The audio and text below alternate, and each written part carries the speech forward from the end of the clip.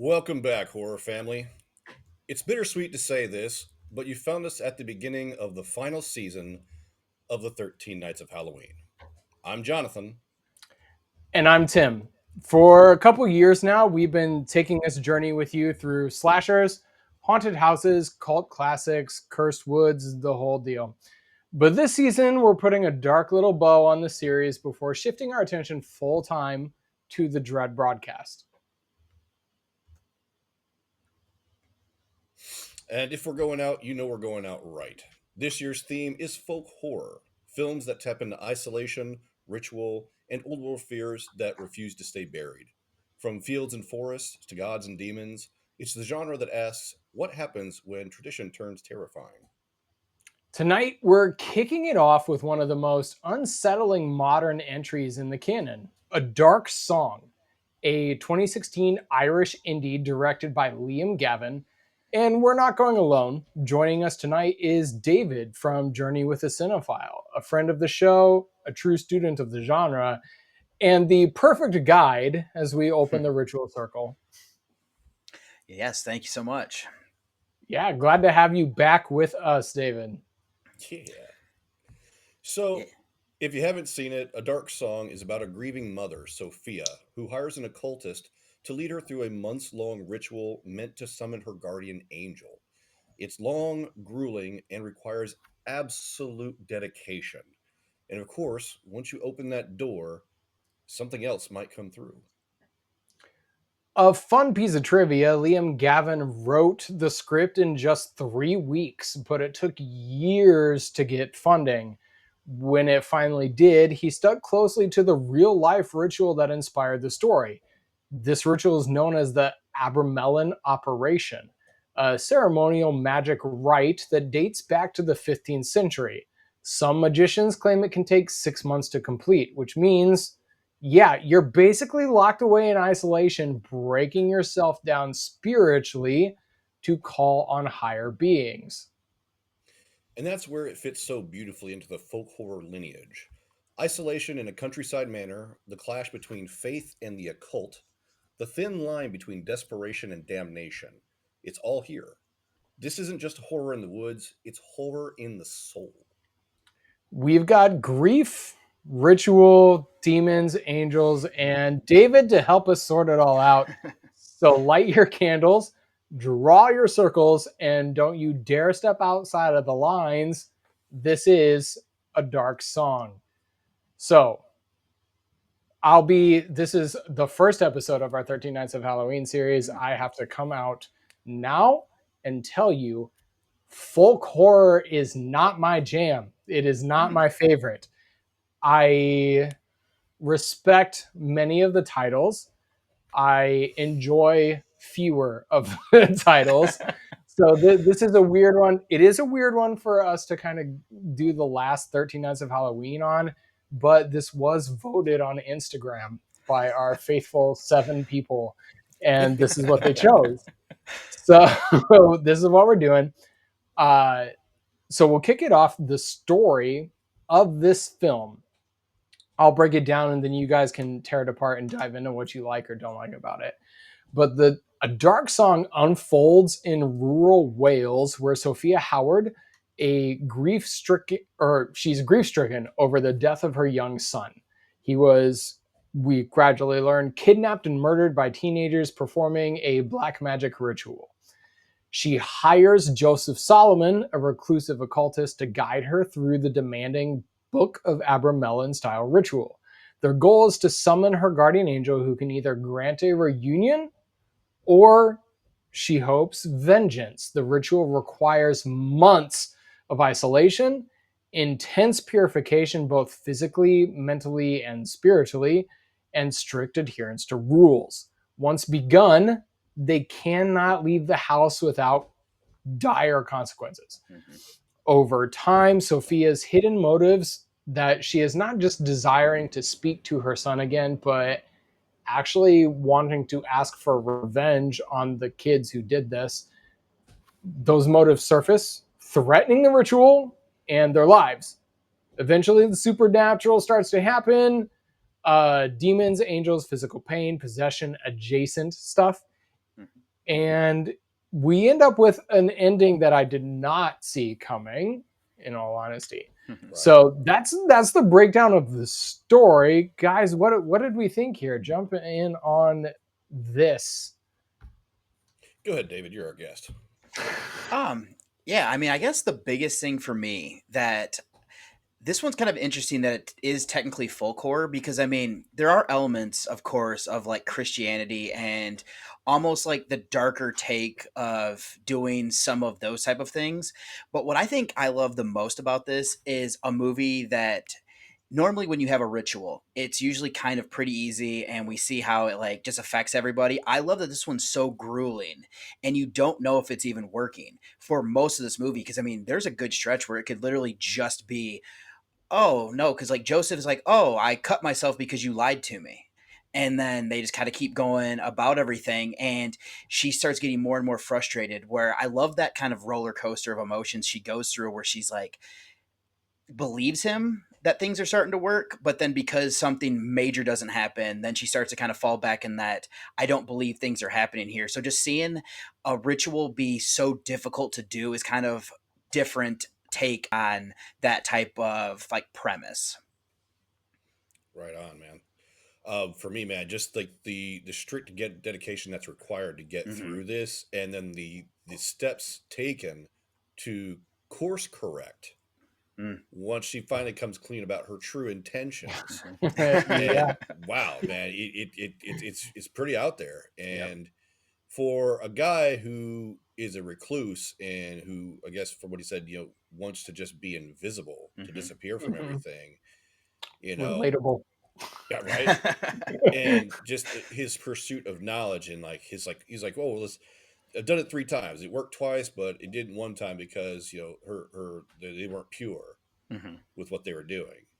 And as you see things progress and the little steps taken and the things that happen here and there makes you wonder whether the isolation is getting to you Hmm. and causing them or her, Sophia specifically, to see or imagine things, or if something is actually happening or not.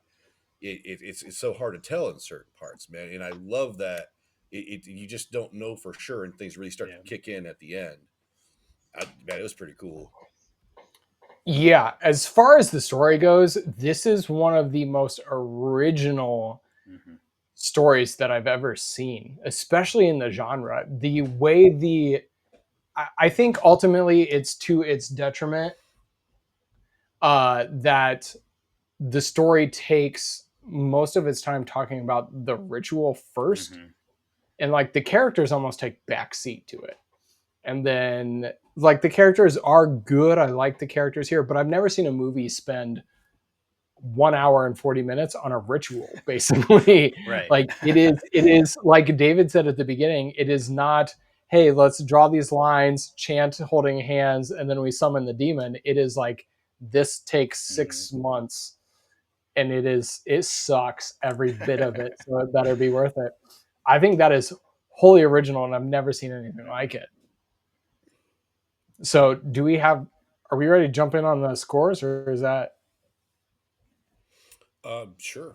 Yeah, I'm fine with it. okay? Yeah. So as far as originality goes, I have to give this a 5. This is wholly unique in my book.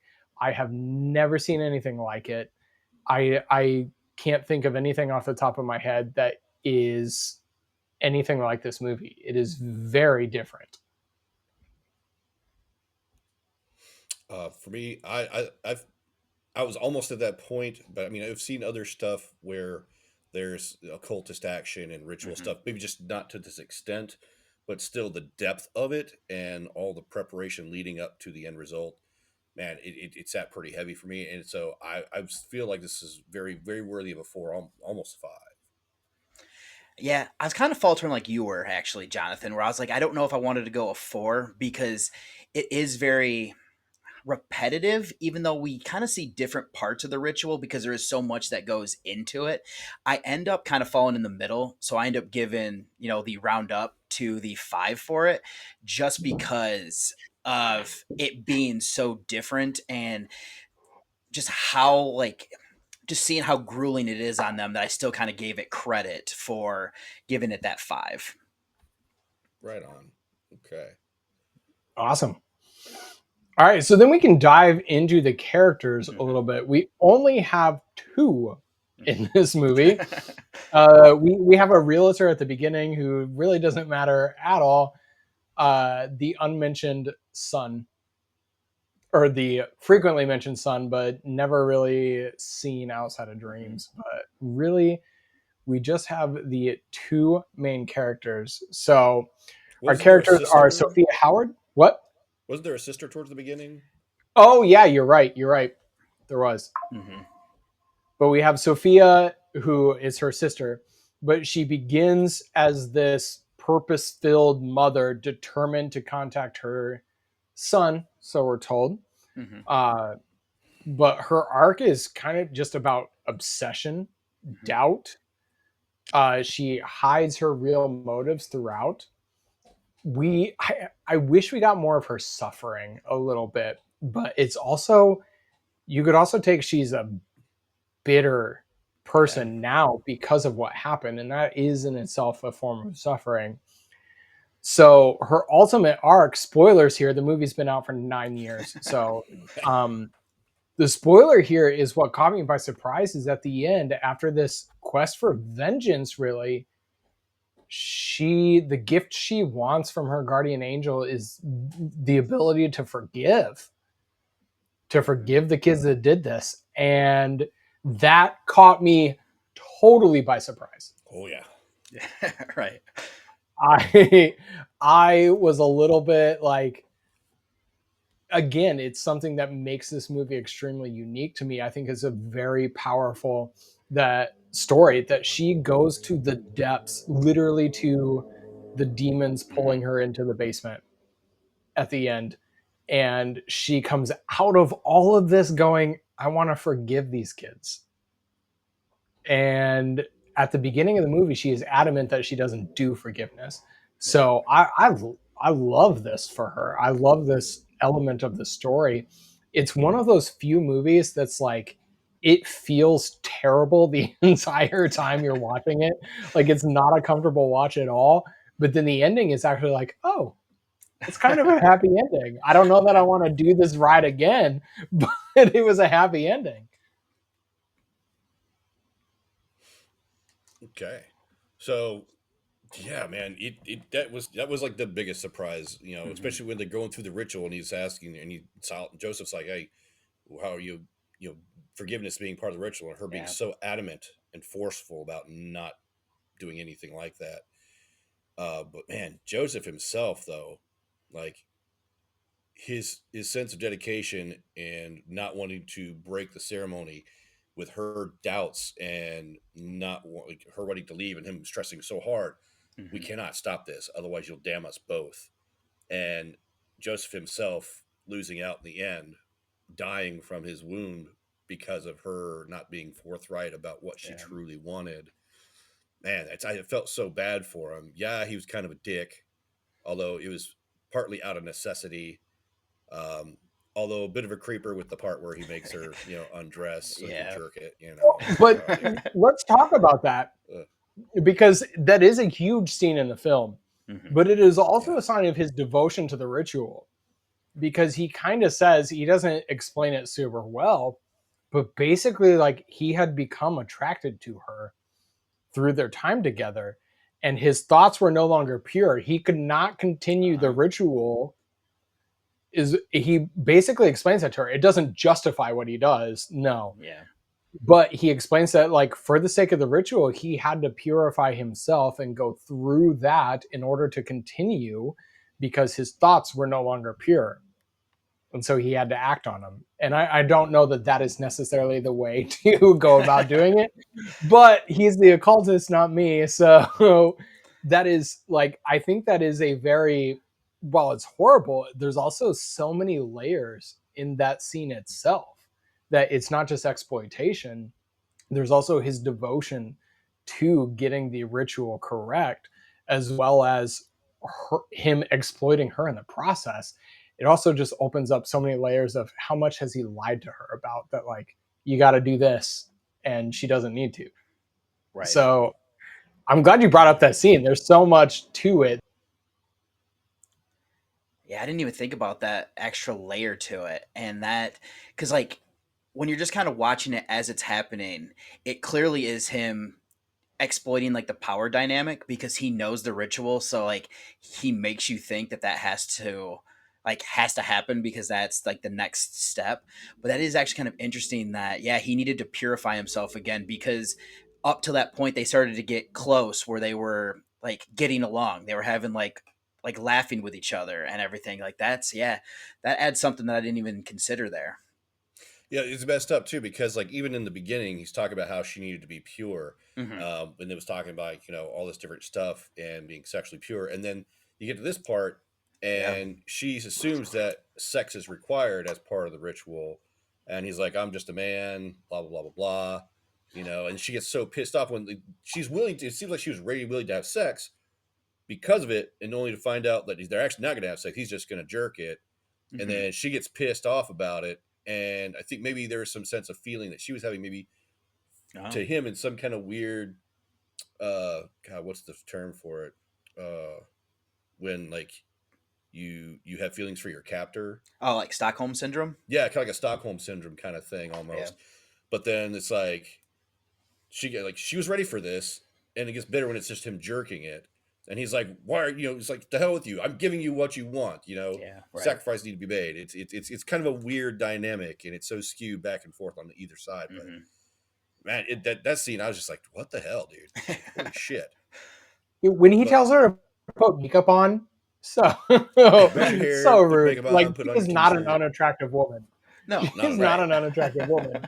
And he's like, put makeup on. I'm just a man. Like what, It's so weird, but it's like, dude, asshole? okay. But yeah, but still, overall for him though, it's like even with what he wanted, it's like, yeah, you disappeared now because now you're dead. So it's a sad kind of arc for him, Mm-hmm. especially towards his end where he's laying there, and you can tell you've seen the scene where he's got the pus seepage from the Yeah. wound. It's not healing well. It's He's rough. turning to shit, and she's just there trying to comfort him in the bed. And the next morning, boom, he's just gone. And then here she is having to figure it out, Mm-hmm. and it's so sad. And then like that part where once her true intentions come to light, and having to course correct with him holding her down in the tub, doing the reciting, the Mm-hmm. three dips, and then holding her under and having to revive her. Man, it's brutal. And like that sense of correction for, I guess, I'm not sure if that was supposed to be for like a spiritual or mental purification, but damn, it's brutal having to go through that, almost dying, then coming Right. back, and then still having to try to figure out how to finish this ritual. It's man, it's brutal. That was because she had lied to him again. Right.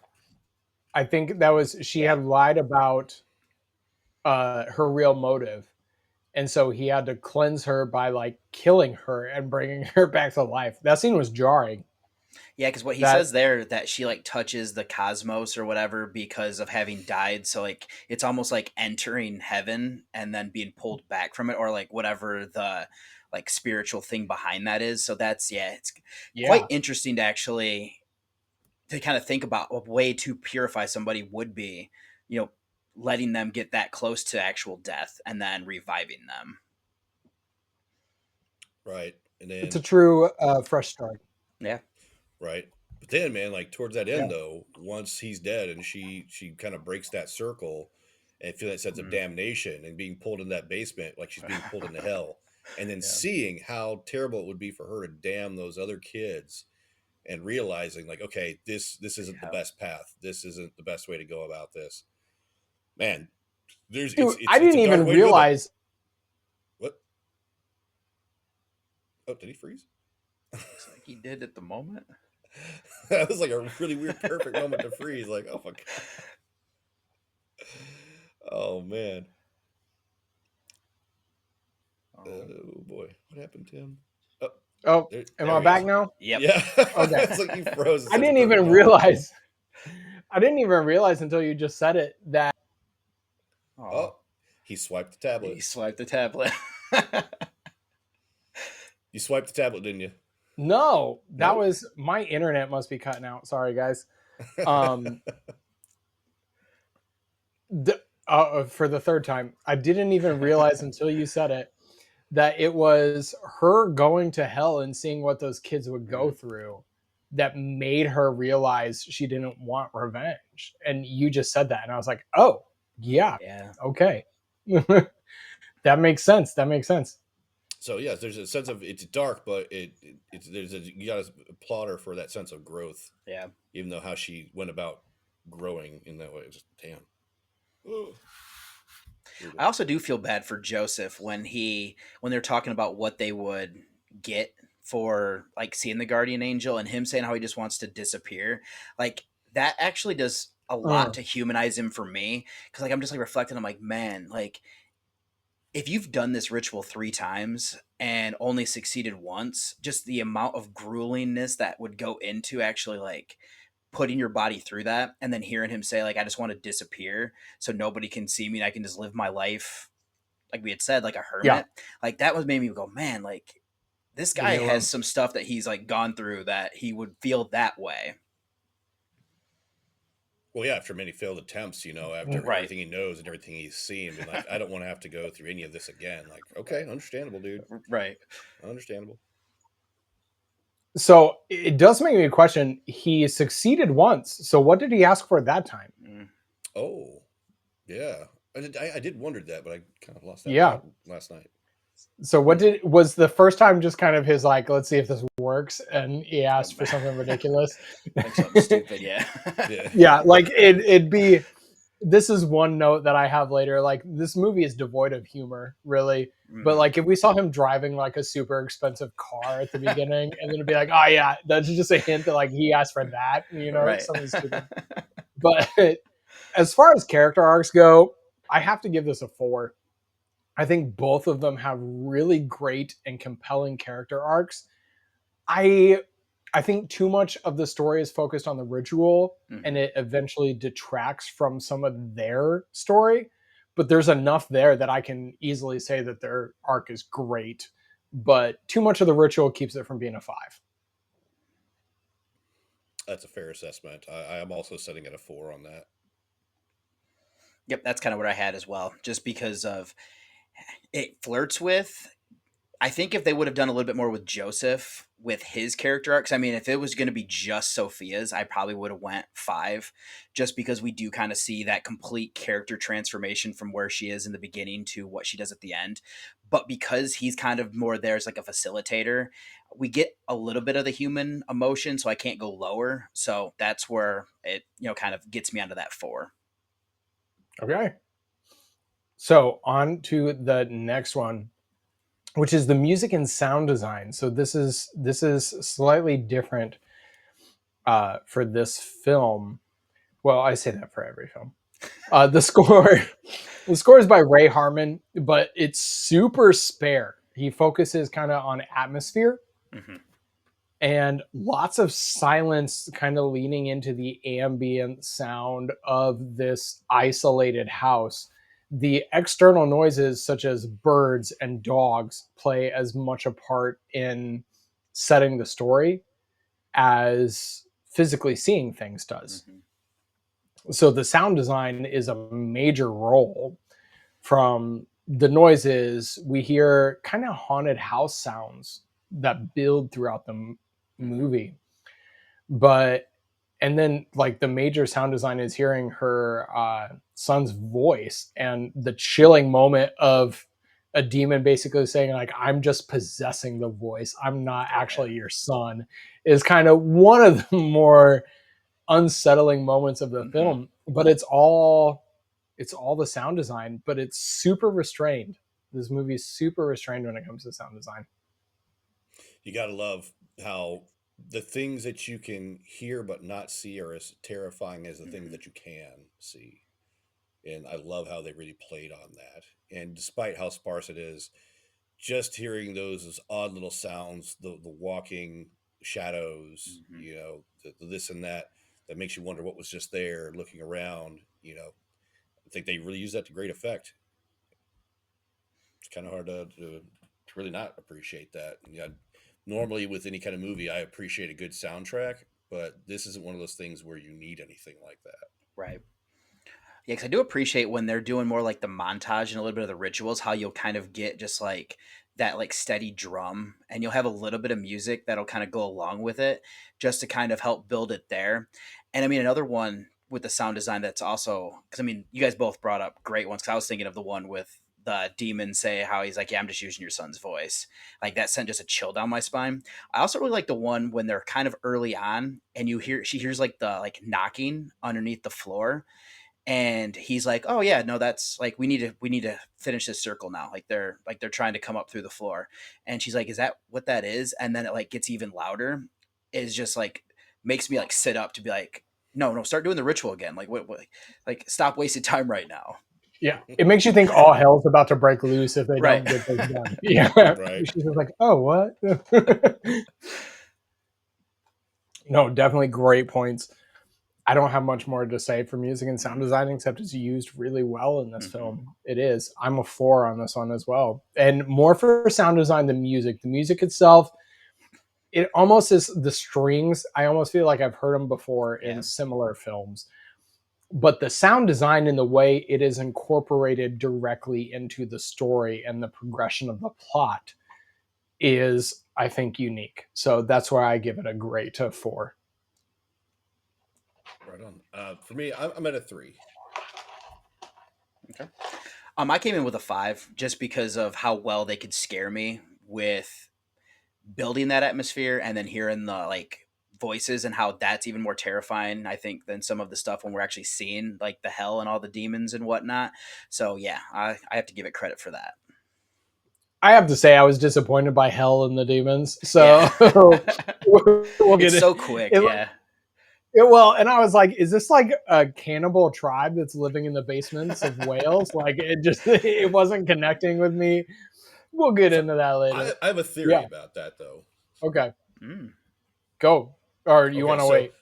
Yeah. well, I feel like all those people, those figures that we see, I think maybe they are people who have failed in the ritual and were damned, Mm. and that's why Yeah. they're trying to pull at her because they want her to fail as well. So Yeah, I don't because it know. kind of laid traps for her to fall into Yeah. where they can nab her. Yeah, they So all seem very humanistic for the most part, Yeah. yeah, despite the body paint and everything. But yeah, that's my feeling. I feel like those are people who failed. You know. Mm-hmm. that's a nice perspective. Nice perspective. All right. Editing and special effects then. Did you give your score, Jonathan? You said 3 Oh or yeah, 3, yeah. right? Yeah. Okay. So the editing and special effects, runs just at an hour 40. Uh, the film is mostly set in a single house. So it's 90% interior spaces. We get some open air settings at the beginning and a little bit right before the third act. Mm-hmm. But it kind of leans into the claustrophobia with its editing. It's one of the things that I don't want to say I don't love. It's one of the things that makes this hard for me to watch because I don't like being trapped in a single setting. I don't, which like for my personal life I do, but for a movie, I like to get out and know that this takes place in a world basically. But for this movie, that world is inside the walls of the house. He says early on they're trying to separate this place from reality, Mm-hmm. basically sever its ties. And I think the editing does a lot to help establish that kind of claustrophobia, cutting them off. Just for example, like windows play a big part in picking rooms, but we never see through a window. Mm. We never see outside, or we never see from outside in. We are always inside the house with them. So there are a lot of little things that kind of goes in the directing, I guess. But also the way they do the montages that show the rituals taking weeks, or Mm-hmm. my least favorite one is when she drinks his blood and then immediately cuts back and does it again. Yeah. And I don't exactly understand that edit, but it's also super effective because it's just gross and I hate that scene. I hate that scene. when she's it's got hepatitis, drink it anyway. I No, think it's punishment for being hesitant against doing that part of it. nah, I that think that could was part of be. the No. ritual being like, oh, you're going to hold up, you're going to try and staunch on this. No, you're going to do it again. I'll make you do it again. Yeah, Drink it. Mm. there's very little special effects Mm. period until the very end, Yeah. and that it's fine. It's fine. One of my favorite effect shots is when the demon appears in the chair. Yes. Mm. That is one of the standout, like that is the scene that sent shivers down my spine. Yeah. That scene was so good, and like we see the shadow of him smoking a cigarette in the Yeah. chair, but then as she moves around and gets closer, it just dissipates to a coat hung over the chair, and it is so good. It is so good. Those are my thoughts on that. Go for it, David. Yeah, I mean, I think for me, the editing, yeah, is definitely how well they can kind of move through the montage sequences, especially of the rituals, is definitely something I'll give credit for, just because it never kind of bogs it down too much.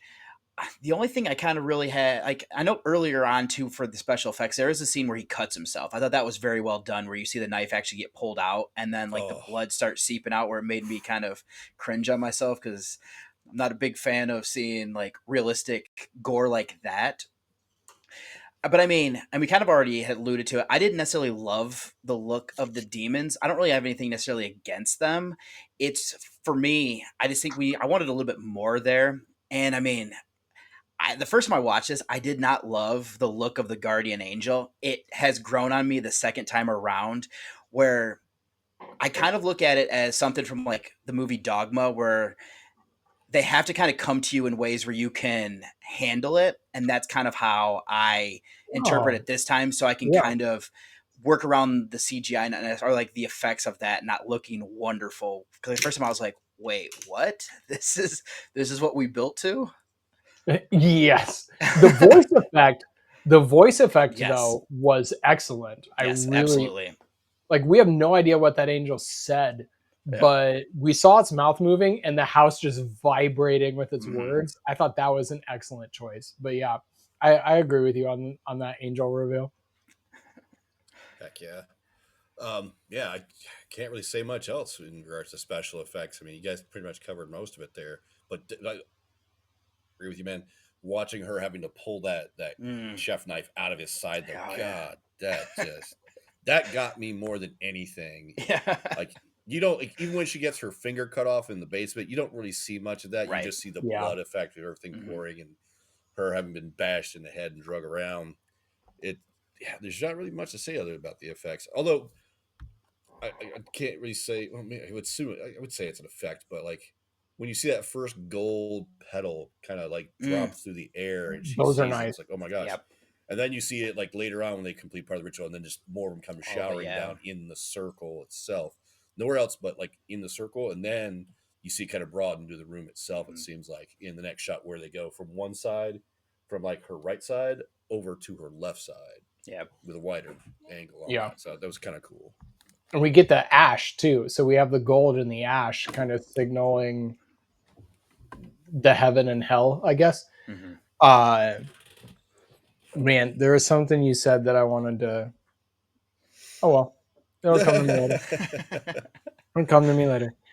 The editing and special. The demons. They're like extras from Cannibal Holocaust. It just doesn't. It doesn't Yep. work for me. They're just. Yeah, I'll get to that. Actually, when I saw them and the way they're painted with the streaks and everything, it reminded me of the band Moto Grader because those dudes were all kind of painted up like that with streaks of black and white paint and everything all over. And I was like, oh man, they should have had those dudes in that music video for that band. That was cool. Yeah, I am a 3 for the editing and special effects. I thought it was good. I am right on that same path with you. I'm a 3 as well. Yep. I came in with a 3 as well. Boosh. All right, so let's move on to the script in this category. So the script for this one, like I said at the beginning, it was written in 3 weeks. but it is especially serious about this ritual. It takes it extremely seriously. It's based on an actual ritual.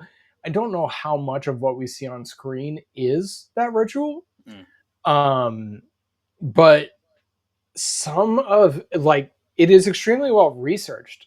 Yeah. I'm impressed by it, even if I don't understand 70% of what it's talking about: metaphysical honesty, spiritual risks, what metaphors, absolution, like all kinds of crap. And I'm like, I don't exactly follow, but I get the gist. I Yeah. kind of have an idea what you're talking about, but it is well researched and very thorough. So I got to give it credit for that. Hmm. I do think it kind of loses a little bit of like it is at both times highlighting her grief. Like that is the reason why she is doing all of this. But it also doesn't highlight it enough for me. I want to know more. Like she's going through all of this and she's so determined, and maybe that's just me looking at it wrong. She is so determined to get through all of this for her son that she never wavers. Hmm. But part of me is like, going through this, I'd be wavering. I would be like, Yeah. I don't know, is it worth it? Like that's where I would, or when she's questioning if it's even working, Hmm. there are those moments, but that's what I would want to see in the script.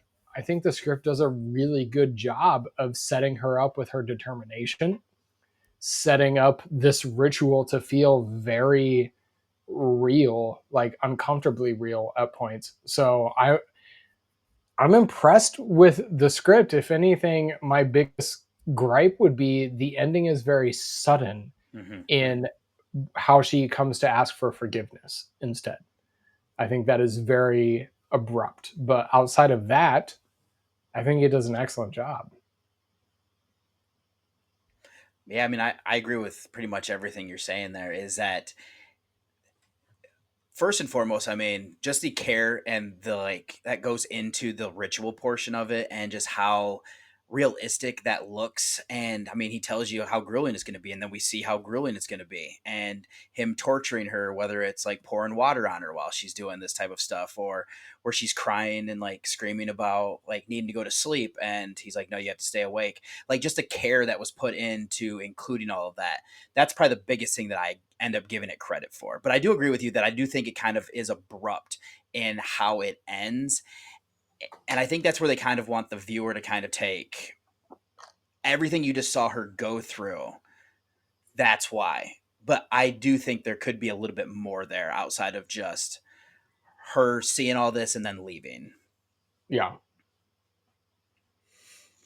Man, it's like it's weird because like during the beginning you see small glimpses where she has like kind of a flashback, almost like a daydream kind of Mm, thing, where you see her little boy lying on the ground and the lady laying over her, over him, that you see hmm. later on in the hallways of the dark of the house, coming at her before she gets whacked and dragged into the basement kind of thing. It would have been nice if we could have gotten some scenes written into there where we kind of get some of the darker notes of what happened with her son.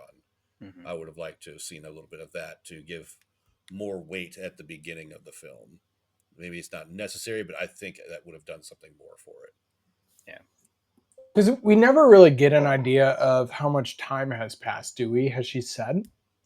I don't recall, but I think maybe it might have been like somewhat recent, within like at least the past year, maybe. I think Yeah. So it so. seems kind of fresh Because the only thing that I ish. kind of use for like a time frame, kind of with what Jonathan was saying, is the sister says something about her having the stint in the mental hospital due to her grief. But I don't know. Yes. But I don't. But I. It's.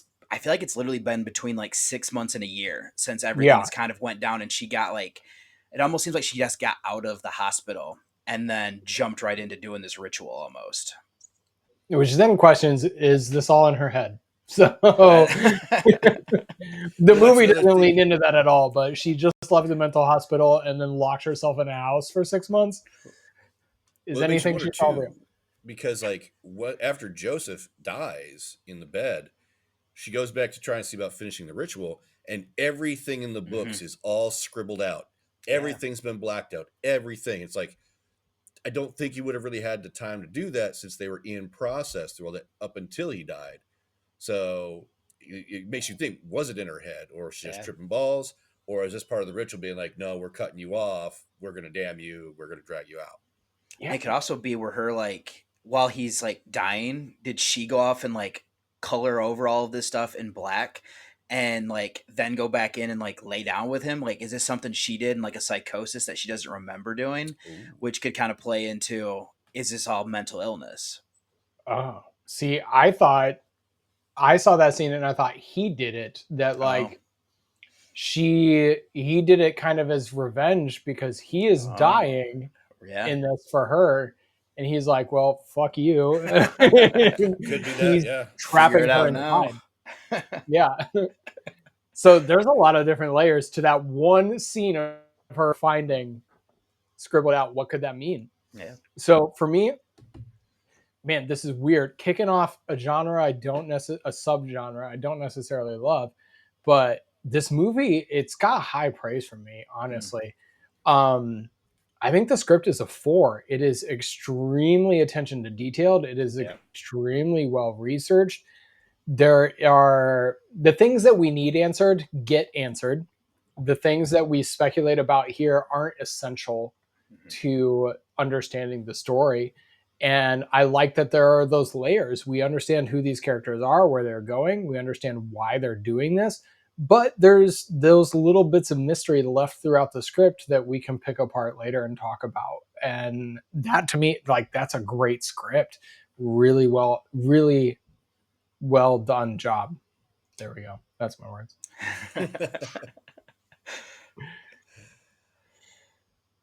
Yeah, I came in for kind of echoing a lot of that. Yeah, I came in with a 4 as well, just from the things we said. I think there's so much detail here, and I love going back to a ritual being this difficult to complete and actually being able to convey that in a way where I believe what you're doing. Mm-hmm. I agree with you fellas as well. I'm also sitting at a 4. All right.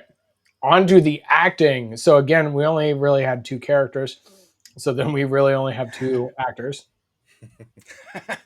But we have Catherine Walker, who's Sophia.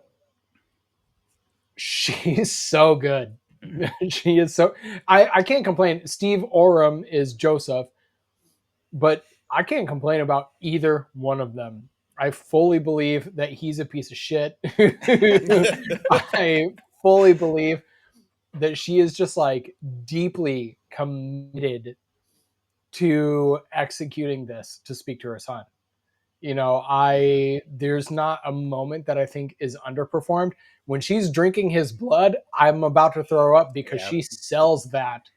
She sells that so well. I mean, he does too. He does too. And then again, like we talked about when he drowns her in the bathtub, they both, it's a hard scene to watch. It's Yeah. prolonged. They both do a great job of that. But then there are those even moments of tenderness, like when he gets stabbed Yeah. and he is asking her to distract him, basically, tell me a story about your son. And there's this moment of tenderness between them, or when he is sick in bed right before he dies, that she seems to come to comfort him. Yeah. There are these layers to the performance that I want to see Catherine Walker in something else. I want to see Steve Oram in something else. So I'm I'm impressed by both of their performances. In all honesty, I think they did so much with so. Hmm. When I say so little, as in it's a locked house storyline. They are trapped in these rooms, and it is just the 2 of them, and they Yeah. sell it. Yeah, no, I would agree. It's actually interesting because I'm pretty sure Steve Oram is a like British comedian because I know he's been in a few things that I've seen, and he works with like Alice Lowe, who does a little bit into like the horror genre as well, and I know she's also a comedian. So I think that kind of helps him, especially with his timing, with being able to kind of because I mean he sells it so well on his blow ups at her when they're like when she kind of like pushes back and he like yells at her like, "Hey, you agreed to these terms. this is what we're going to do. Like, this is the ritual. And I just think he times it so well where like it feels like a real blow up that like I would have with somebody in my life when, you know, I get angry and you just kind of snap at somebody. Is it so well placed that it doesn't even feel like acting? It just kind of feels like these two people are just trapped in this house and going back and forth. You're totally accurate. That comedic timing makes Mm-hmm. sense with his, because he sells his angry scenes extremely well. Dude, for sure. Looking at Wikipedia, he is a comedian, so you are correct, Okay. David. Yeah, he's been on a bunch. He's got a huge catalog of stuff. He had a role in Doctor Who, which is Oh, Mm. in series 13, which I thought was pretty cool. A show called The Midsummer Murders. I believe Oh. I think that's on Tubi, or maybe Mm. one of the. He's on okay. one of the streaming services. I know I saw it the other day. And he was also on one that's got. He was on The Mighty Boosh. Okay. Yeah, he was in the episode. He played Donnie in the episode of The Strange Tale of the Crack Fox. So I was like, that I knew that dude looked familiar Oh, somewhere.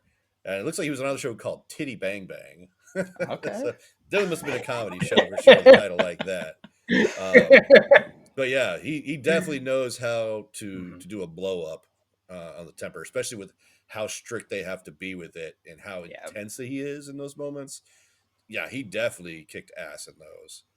Catherine, though, she also has quite the catalog in Mm. television and film, but nothing that really rings a bell for me. So, dude, yeah, she was I in would definitely like to see her. Napoleon Oh. with Joaquin Phoenix.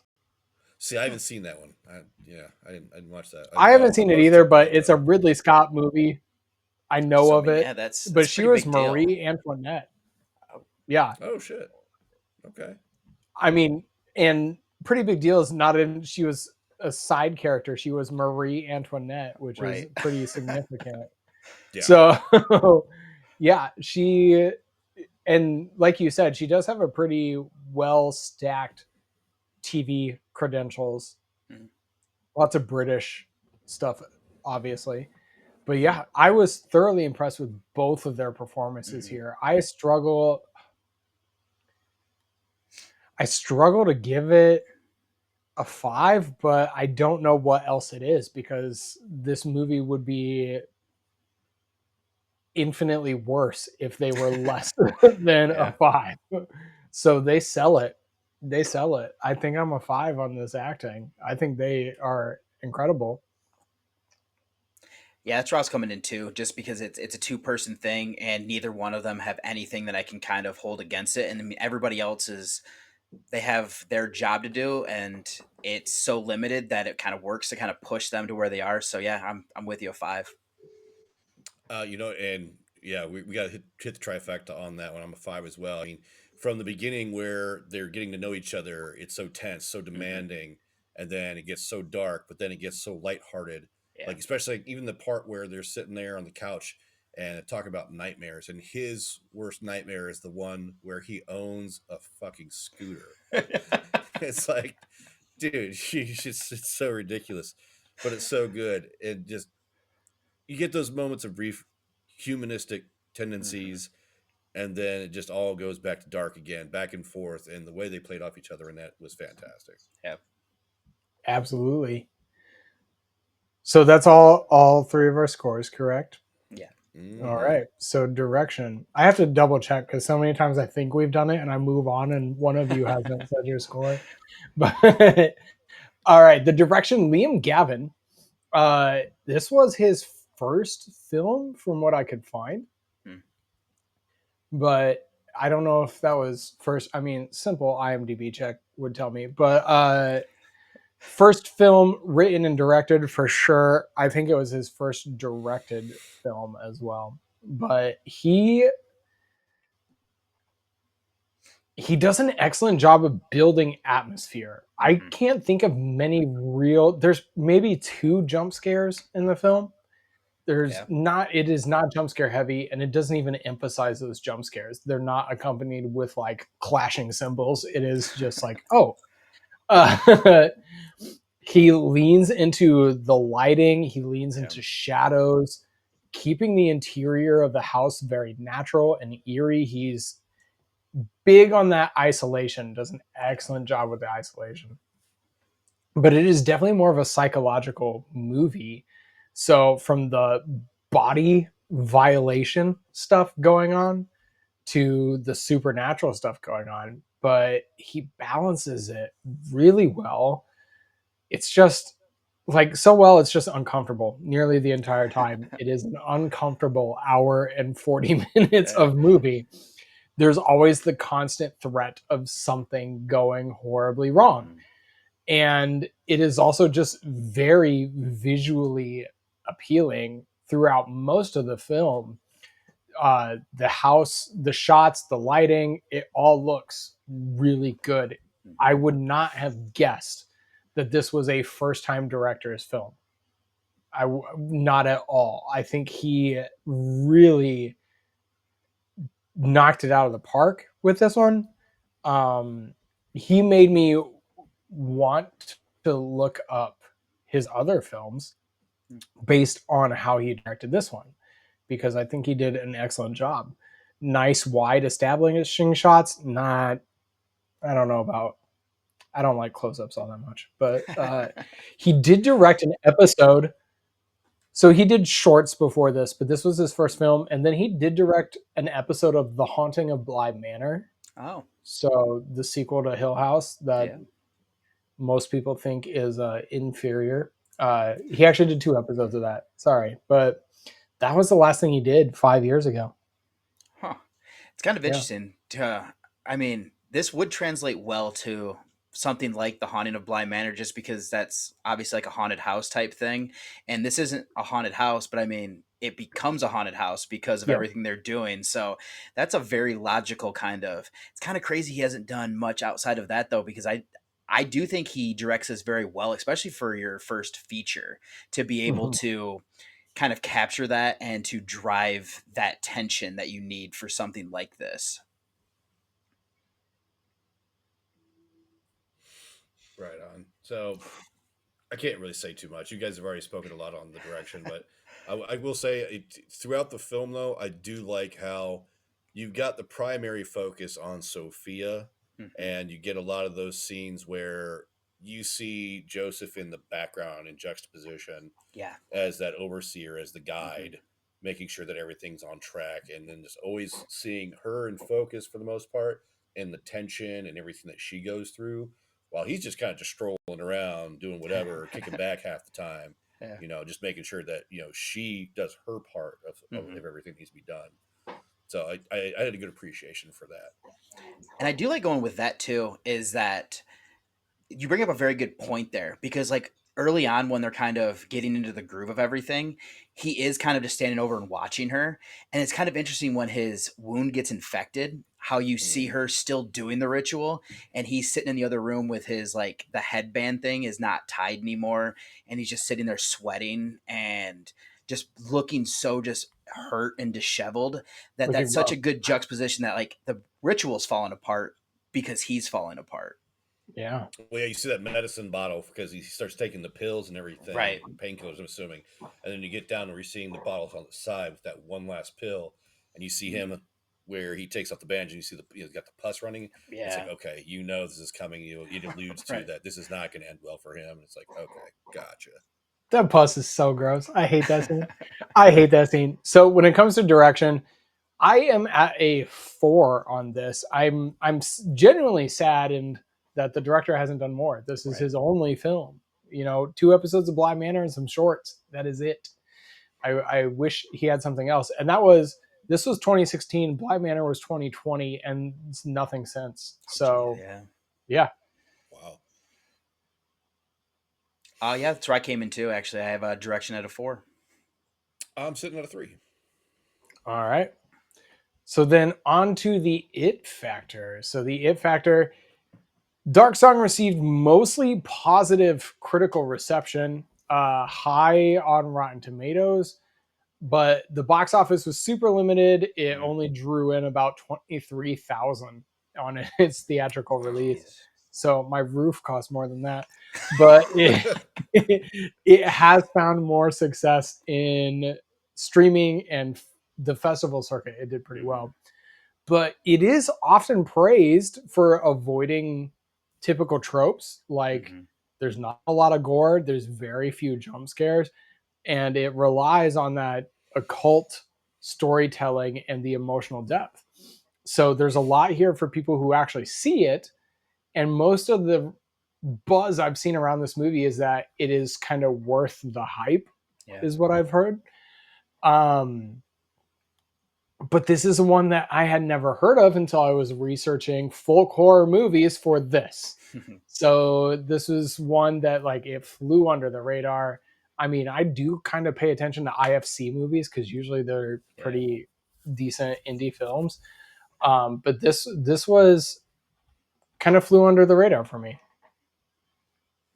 I'd agree. I think this is definitely like a horror movie fans movie now, where like it didn't really take off. It didn't really kind of capture with like the mainstream audience. And I mean, to be honest, this is kind of too heavy, I would say, for most mainstream fans, just because it is just so bleak. And I really think it bums me to say though, because I do like this movie so much that it is really kind of is. There's a certain audience for a movie like this. That's fair. I can't really say how much like cultural significance it really has. Right. It's unique in that it's an in-depth occultist Hmm. process going on, and you don't see too much of that. Right. Most films that you see where there's any kind of magic ritual stuff, like Tim even mentioned earlier, it's very quick, very brief. Hmm. They draw this out, a little bit of cutting this, blood, squirt, blah blah blah, sacrifice stuff, and then boom, here's your summons. Right. So it does lend to the genre of like occultist horror and folk horror in a small way, but with it being so minimally heard of, it doesn't Yeah. really, I don't think it really warrants much in the way of significance. It's just more of a stepping stone for those getting into folk horror. Hmm. This will be a good one from the watch as they broaden their horizons into that subgenre. I would recommend this if you're like in a college class and it's like something to do with like rituals or anything like that, or You want to like, talk black magic? Watch this shit. yeah. So you want to see a real ritual? Here you go. Like, check this one out. That is the other thing that I like about this film. And sorry if you guys just said it. The ritual, it avoids that like 80s satanic panic Yeah. ritual. They're not drawing lines in blood on the floor. They're not, goat's heads and all that stuff. It is a very, Hmm. it's almost what makes it uncomfortable is that it seems very real. Yeah. It seems much more realistic than the others. But yeah, I'm a 2 on the it factor. That's actually where I was at too, as well as a two. Well, hot damn, so am All I. right. Twos all day. Okay, so we blew through this movie. We are just at about an hour now, so I'm impressed. Um, where are we on how entertained were you out of 10? What is your entertainment value out of 10? Mm. And kind of you can throw in, well, you can throw in last thoughts as well if you want, but out of 10, where's this movie sit for you? I'll say for me, this one, kind of looking at how like you guys would use the scale, is that for me, I really love this movie in the fact that it is so different, and I'm a person who tends to enjoy like bleak movies. Even with the ending here being uplifting, it still gives me that like it's a logical way to end something like this where you don't necessarily have to go depressing to, you know, like to put a cap on this because it's so depressing all the way up to it. But this is definitely one that this is my second watch of it. And my last time was a few years ago where local podcast around here showed it at the theater. So like my wife and I went to see it because neither one of us had, I knew what it was. She had no idea. And we both really liked it, but it's one of those ones where at the end of it, I'm like, yeah, I need a palate cleanser. I can't come back to this one for a little while. So I ended up coming in with an 8 on it, even though I do really enjoy it. I just can't come back to this one all that often. Understandably. For me, I like the dark, macabre, and the somewhat sad, depressing isolation kind of part of it. Um, Even though it's not something that's well known or heard of until now, I did enjoy this quite a bit. So I would definitely recommend this to other people because it is deep and it does hit you in kind of a deep emotional sense Hmm. and with the mentality of it all. Um, so for me, it's a 7. All right. I am all right. So here we go. Uh, Tin picking time. yeah, I'm trying to organize my words here. The I respect this movie a lot, as I've given it very high praise so far throughout every category. I think this movie is exceptionally well made. I'm surprised it's a first time featured director, writer. Like, it is stunning. It's quite an accomplishment for your first feature movie to be this good. For me, as I said at the beginning of the episode, I don't care for folk horror all that much. It is not my favorite thing in the world. I would rather spend the weekend in the woods with Jason Mm, than watching this. So that is where, like, I'm watching this and I'm in awe of some of the things this director does. I'm in awe by some of the acting choices that they choose. But am I going to watch this movie again? I don't know that I want to. Ultimately, I have a hard time watching these two people suffer for an mm, hour and a half, and it's just like, it is brutal to watch. And there's worse torture movies out there, mhm. okay, that exist. This is psychological torture, and it's not. I get little enjoyment out of watching that. Yeah. For me, I think if the payoff had been bigger at the end, it would have changed my opinion of the movie. But I didn't care for the demons dragging her into hell. I thought that was really weird. I Yeah. didn't even understand they were demons at first. I was like, what is going on? Uh, As I said earlier, I thought they were like hobos in the basement pulling her down. I was like, what is happening? And then I got it eventually. I did think the angel was cool, like that flip of what we mm, expected and that culmination. But do I want to sit through this 1 hour and 40 minutes of this again? No, I don't really. I'm gonna put on I'm gonna put on Friday the 13th. I'm gonna put on Nightmare on Elm Street. When it comes to folk horror movies, there are others on this list that I would pick above this one to mm, watch.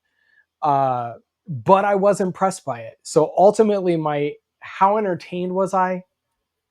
My enjoyment level, I was a 4 out of 10. Wow. Yeah, I didn't. I enjoyed the technical aspects of the film. yeah. The movie itself, I could take it or leave it. You know, I did struggle to watch it the second time just because I was like, Yeah. it is so bleak until the very Mm. end.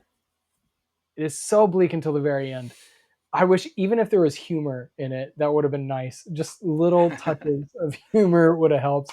But yeah, unfortunately, I am a 4, which I'm looking at our scores, and it's fascinating, Jonathan. David, do you have your total? I believe it was 40, if my math was adding up correctly. Okay. So, Jonathan, what was yours? My total's a 35. Okay. And surprisingly, Jonathan, my total is also a 35. So even though Wow. we enjoyed it differently, our totals are both 35. So that brings us to an average of 37, or I would round that up to, would I round that up? No, that goes to 35. So three and a Mm, half stars out of 5 for this film. I see. So that is where our average is. Mm. Right What on. you guys have any? You can chime in any thoughts on where we end up with that. That's actually funny because that's dead on with the letterboxed average rating is a 3.3. So Oh, really? Nice. Yes. when you said that, I was like, I feel like that's dead on. So yeah. So, what was your personal star like? Did you letterbox it? Not yet, just because I don't like if I'm going to be on a show, I don't want anybody to like look at my rating. I think for me, I give it a 10 is what I'm going to end up giving this one, just because, like I said, it falls in line with so much things that I love about things, and I think the first time I watched it, I was at a 9, Okay. and I'm also, I should preface, huge fan of folk horror, so I completely understand that if you're not, that this wouldn't be your jam because yeah. So that's yeah, pretty spot on then. Well, I'm glad you're here being a big fan of folk horror. I Oh enjoy yeah. certain films in the genre, but definitely not most of them.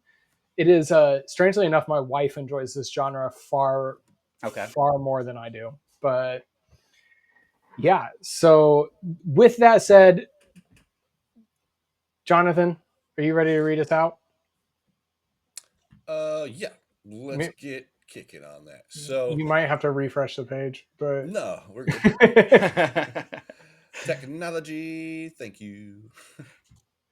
All right, so everybody, that wraps up A Dark Song, a haunting entry in the folk horror canon that reminds us how far grief can push someone and how dangerous it can be when ritual and desperation intertwine. huge thanks to our guest David from Journey with a Cinephile for joining us tonight. David, thank you so much. Yeah, thank you. I appreciate you guys having me. It's always great to chat with you, fine gentlemen. Yeah, this time we did not require two films from you, but just the Right. one. So. Yeah. All right. So if you're listening, don't forget to drop your own score for A Dark Song on our Instagram using one of our rating systems. We love seeing how your reviews stack up against ours. And if you're looking for the perfect October read, some shameless plug, something with found footage chills, YouTube Ghost Hunter vibes, and that creeping sense of dread, you can grab my new book, Like, Comment, Survive, right now. It's perfect for fans of uh, YouTube Ghost Hunters, is what I'd like to say. Or if you grew up watching Ghost Hunters, classic. Even if there's a character based on Zach Bagans in case you like Ghost Adventures. So if that's your speed, pick it up. So be sure to like, share, and follow. Every interaction helps other horror fans find their way into our little ritual circle. And remember, this is the beginning of our final season of 13 Nights of Halloween. We've got plenty more folk horror nightmares waiting for you as we make our way to Halloween night. Until then, keep your candles lit, your salt circles strong, and stay safe out there, This is The Average. where the real review happens with your friends.